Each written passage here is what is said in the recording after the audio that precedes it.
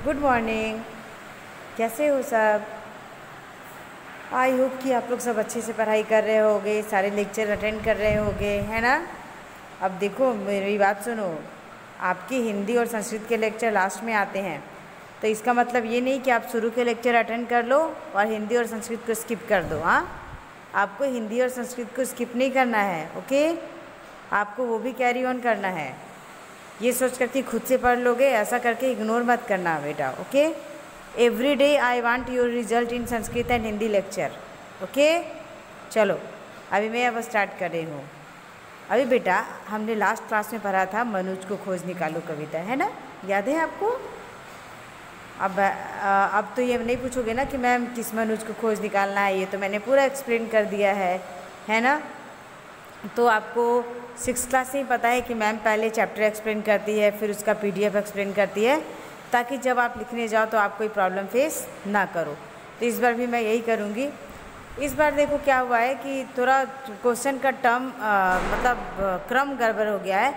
जैसे कि लेकिन आप हमेशा से जैसे आप लिखते थे MCQs पहले लिखना, फिल इन द ब्लैंक्स उसके बाद लिखना, सही गलत उसके बाद लिखना, ऐसे ही क्रम रखना। मेरा क्रम इसमें थोड़ा इधर उधर हो गया है, लेकिन आप उसको सही ढंग से अरेंज करके लिखना, ठीक है।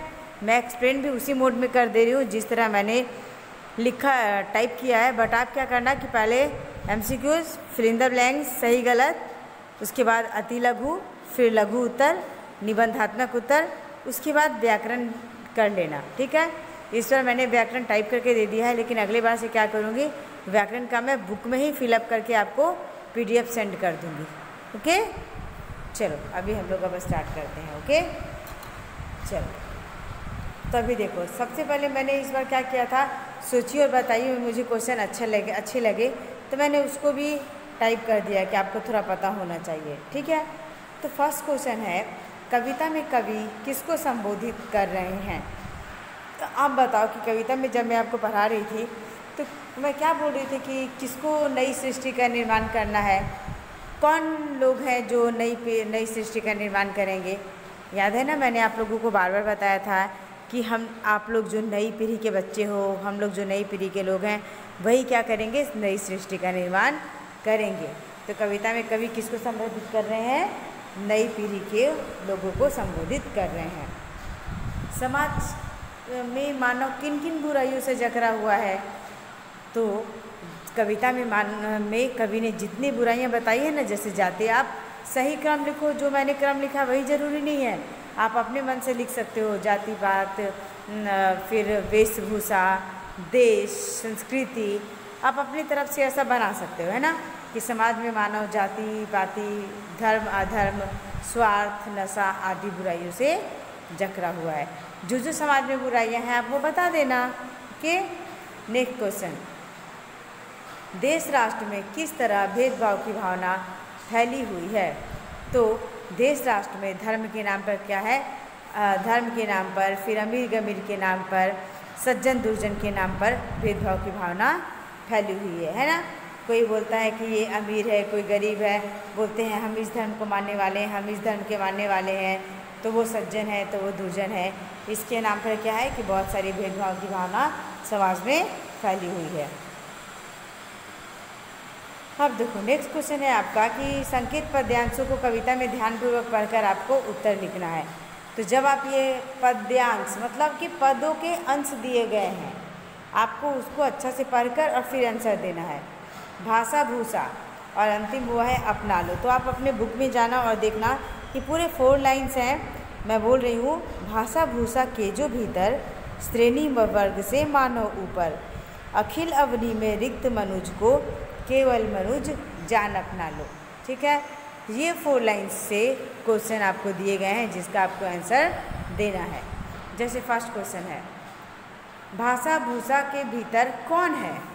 तो आप बताओ, भाषा भूषा के भीतर, भाषा भूषा मतलब हम लोग जो अलग अलग भाषाएं बोलते हैं, हम लोग जो अलग अलग ड्रेसिंग सेंस है, हम लोग का अलग अलग जो पहनावा ओढ़ावा है, उसी के बारे में बताया गया है ना।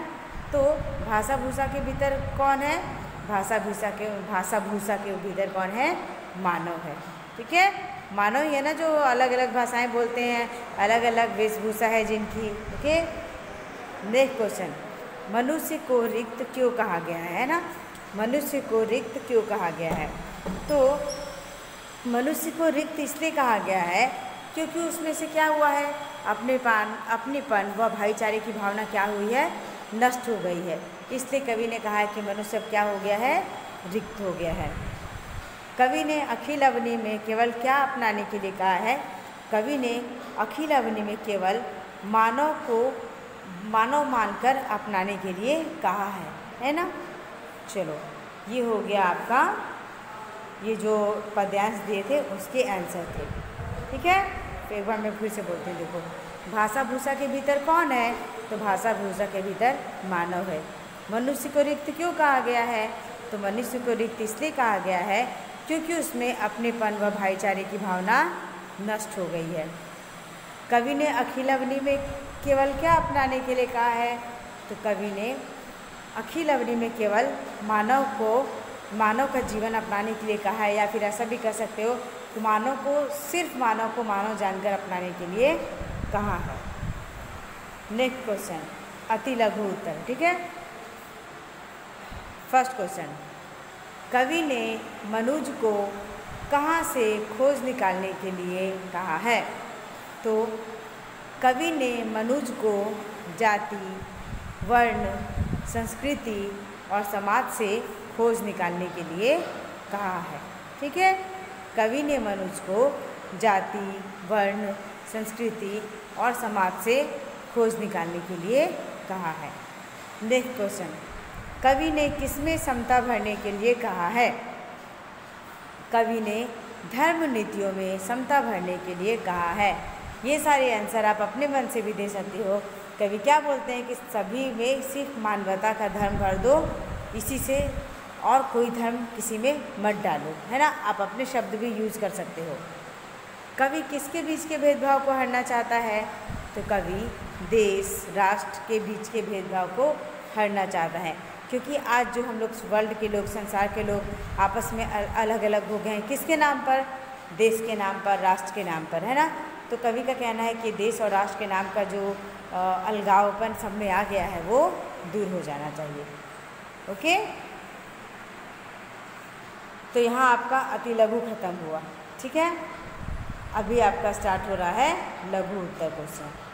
ठीक है, अभी कौन सा स्टार्ट हो रहा है? लघु उत्तर। रूढ़ि रीतिगत विश्वासों की अंध यवनिका उठाने के लिए कवि ने क्यों कहा है? तो सबसे पहले तो आप जानो कि रूढ़ि रीतिगत विश्वास का मतलब क्या हुआ। मतलब वो सारे विश्वास, ट्रेडिशंस, परंपराएं जो आपको जकड़े हुए हो, है ना, जो पुरानी परंपराएं चली आ रही है जिससे हमारा देश आगे नहीं बढ़ रहा है, उसी सबको यहाँ पर रूढ़ि रीतिगत विश्वास कहा गया है। अंध यवनिका मतलब कि वो जो अंधा पर्दा पड़ा हुआ है, हम लोग आँख होते हुए भी अंधे हो गए हैं, क्योंकि ये रीति रिवाज की परंपरा का पर्दा हमारे आँखों पर पड़ा हुआ है। तो हमें अपनी आँखों में से उन्हीं सभी पर्दा को, पुरानी रीति वाली परंपराओं का पर्दा को क्या करना है? हटा देना है। ठीक है, तो रूढ़ि रीतिगत विश्वासों की अंध यवनिका उठाने के लिए कवि ने क्यों कहा है? तो रूढ़ि रीतिगत विश्वासों की अंध यवनिका उठाने के लिए कवि ने इसलिए कहा है क्योंकि उस धुंधले पर्दे के पीछे मानवता, भाईचारे, अपनापन नज़र नहीं आता है ना। क्यों? क्योंकि हमें जब वो पर्दा चढ़ जाता है तो हमको क्या होता है, हमें मानवता, भाईचारे और अपनापन की भावना हम में से खो जाती है। इसलिए कवि ने रूढ़ि रीतिगत विश्वासों की यवनिका पर्दा को हटाने के लिए कहा है। खंड मनुज को फिर से ढालने के लिए क्या करना होगा? तो खंड मनुज को फिर से ढालने के लिए क्या करना होगा हमें? कि राजा, प्रजा, धनी, निर्धन, सभ्य, असभ्य, असंस्कृत, सज्जन व दुर्जन सबको मानवता से क्या होगा? भरना होगा।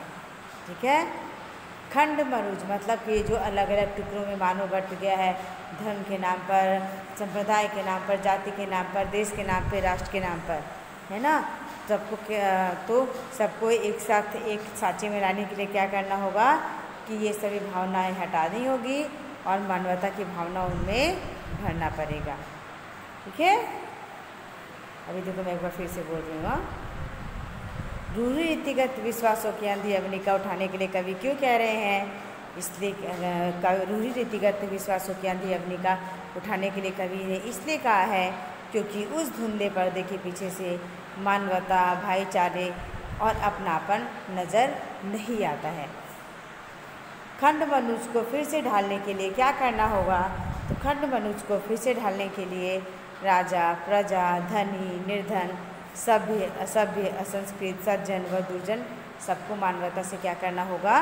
भरना होगा। ठीक है, नेक्स्ट अब हम लोग आते हैं निबंधात्मक प्रश्न पे। देखो मैंने आपको बार बार कहा है कि जब आप अति लघु का उत्तर का आंसर देते हो तो आपको सिर्फ आंसर देके नहीं छोड़ना है, पूरा लाइन कंप्लीट करना है, पूरा वाक्य लिखना है आप लोग को। Okay, always right full sentence ना, अदरवाइज क्या होगा कि आपके मार्क्स क्या होंगे? कट जाएंगे। ठीक है, और जब आप लघु उत्तर लिखते हो तो उसमें एक या दो वाक्य से ज़्यादा आपको नहीं डालना है, मेन वाक्य डालो।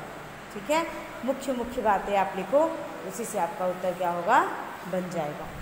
ठीक है, नेक्स्ट अब हम लोग आते हैं निबंधात्मक प्रश्न पे। ठीक है, तो निबंधात्मक प्रश्न में पहला है आपका, कविता में कवि ने किस तरह के संसार की रचना का आह्वान किया है? समझो कि इस कविता का क्या बेटा उद्देश्य ही यही है ना, कि कवि एक नई संसार की रचना करना चाहते हैं, है ना। तो कविता में कवि किस तरह के संसार की रचना करना चाहते हैं? हालांकि मैंने उत्तर लिखा है, लेकिन आप अगर अपने मन से भी उत्तर लिखना चाहोगे, उत्तर देना चाहोगे तो कोई बात नहीं, मुझे आपके शब्द चाहिए, चाहे टूटी फूटी से ही, लेकिन आप अपने शब्द लिखोगे ना तो मुझे ज़्यादा खुशी होगी, क्योंकि मुझे लगेगा कि आपने समझा।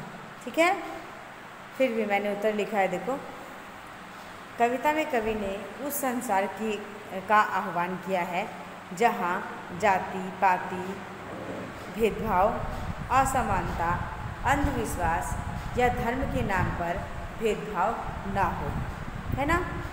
कैसे संसार की रचना का आह्वान किया है? जहाँ जाति पाति, भेदभाव, असमानता, अंधविश्वास, धर्म के नाम पर भेदभाव ना हो, है ना।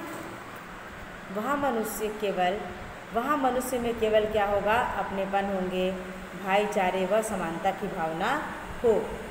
कवि के अनुसार मानव सृष्टि के आरंभ वाला मानव बन जाए जो बिना जाति पाति व धर्म का था। ओके, कैसा मानव बन जाए? एकदम सृष्टि के आरंभ में मैंने आपको बताया ना कि जब इस सृष्टि का आरंभ हुआ था तो मानव बिना किसी धर्म, जाति और संप्रदाय का था। जैसे जैसे समय बीतता गया मानव ने क्या किया? अपनों को विभिन्न जातियों, संप्रदायों में बांट लिए। लेकिन कवि को क्या चाहिए? कि वो मनुष्य चाहिए जो कि सृष्टि के आरंभ में था, वो नहीं जो कि जातिवाद के भेदभाव में बटा हुआ है। ठीक है, नेक्स्ट क्वेश्चन, मनुज को खोज निकालो कविता का मूला भाव अपने शब्दों में लिखिए। ठीक है, क्या करना है आपको कि इसका मूला भाव अपने शब्दों में लिखिए। मतलब आपको जो समझ में आया, आपने क्या समझा इस कविता से, उसको आपको अपने शब्दों में लिखना है। ठीक है, इस कविता में कवि वास्तविक मानव को ढूंढने का प्रयास कर रहा है। ठीक है, आज मनुष्य ने अपने बीच अनेक दीवारें खड़ी करके अपने आप को अनेक वर्गों में बांट दिए हैं। कवि की इच्छा है कि मनुष्य ऐसे हों जो धर्म, जाति, देश, भाषा आदि के भेद से ऊपर उठें।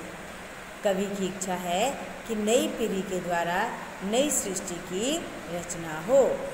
ओके बेटा, फिर से सुनो। इस कविता में कवि मानव को ढूंढने का प्रयास कर रहा है। आज मनुष्य ने अपने बीच अनेक दीवारें खड़ी करके अपने को अनेक वर्गों में बांट दिए हैं। कवि की इच्छा है कि मनुष्य ऐसे हों जो जाति, धर्म, देश, भाषा आदि के भेद से ऊपर उठें।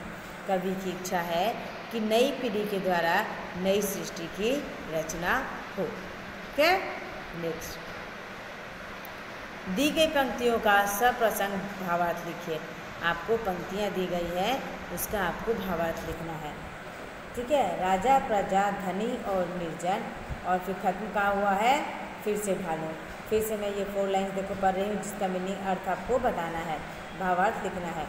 राजा प्रजा धनी और निर्धन सभ्य असंस्कृत सज्जन दुर्जन भाव मानवता से सबको भर खंड मनुज को फिर से ढालो। मैं तो आपको 4 लाइन्स बोल रही हूँ, लेकिन आपको ये दिमाग में रखना 4 लाइन्स, तभी आप इसका भावार्थ बता पाओगे।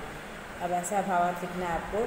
उपस्थित पंक्तियों में कवि कहते हैं कि राजा प्रजा धनी और निर्धन सभ्य असंस्कृत सज्जन एक दुर्जन जैसा भी मानव हो उसे मानवता से परिपूर्ण करके टुकड़े टुकड़े होकर बिखरने से तुम ही बचा सकते हो। उनका कहना है कि हे नई के मानव, मतलब हे नए युग के मानव, नई सृष्टि की रचना करो जिससे सभी तरह के मानव एक ही सांचे में ढल जाए। ठीक है बेटा, इसको आप अपने से भी लिख सकते हो, है ना। आपको ज़रूरी नहीं है कि आप मेरे शब्द लिखो, अगर आप अपने शब्द लिखोगे तो भी अच्छा है। देखो इसमें साफ पता चल रहा है कि कवि का कहना है कि जो हम लोगों ने अपने बीच में जो अंतर कर दिया है कि कोई राजा है, कोई प्रजा है, कोई धनी है, कोई निर्धन है, कोई सभ्य है, कोई असंस्कृत है, कोई सज्जन है, दुर्जन है, हमें क्या करना है कि इन सभी भेदभाव को हटाकर सभी मानव को एक ही सांचे में ढालना है और सबको मानवता से भर देना है। ये सारे भेदभाव को आपस में क्या करना है, मिटा देना है। सारे भेदभाव क्या करना है, आपस से मिटा देना है हम लोगों को। फिर से हम लोगों को सिर्फ एक मानव बन जाना है। ठीक है, अब यहाँ पर देखो मैंने सोचिए और बताइए ख़त्म किया। हर चैप्टर में मैं सोचिए और बताइए दूंगी, ये ज़रूरी नहीं, इसमें मुझे अच्छा लगा तो मैंने किया, हर बार मैं नहीं करूँगी। हर बार मैं MCQs पहले स्टार्ट करूँगी, फिर इन द ब्लैंक्स, फिर सही गलत, ठीक है, फिर अति लघु, फिर लघु उत्तर, फिर निबंधात्मक। ठीक है, अब यहाँ हम लोगों ने अति लघु, लघु, निबंधात्मक ख़त्म कर दिया। अब हम लोग क्या स्टार्ट करें, MCQs। मैंने आपको बोला है कि MCQs आप पहले लिखना। ठीक है, अब देखो MCQs में सबसे फर्स्ट क्वेश्चन क्या आएगा कि मनुज को खोज निकालो कविता में कवि किसे खोज निकालने की बात कर रहे हैं, तो आप बोलोगे मानव। ठीक है, किसे खोज निकालने की बात कर रहे हैं, मानव। कवि किसका पर्दा उठाने की बात कर रहे हैं, तो कवि पुराने रीति रिवाजों की पर्दा उठाने की बात कर रहे हैं। किसकी उठाने की बात कर रहे हैं, पुराने रीति रिवाजों की। कवि सभी मानव को किससे भरने की बात कर रहे हैं, कवि सभी मानव को मानवता से भरने की बातें कर रहे हैं।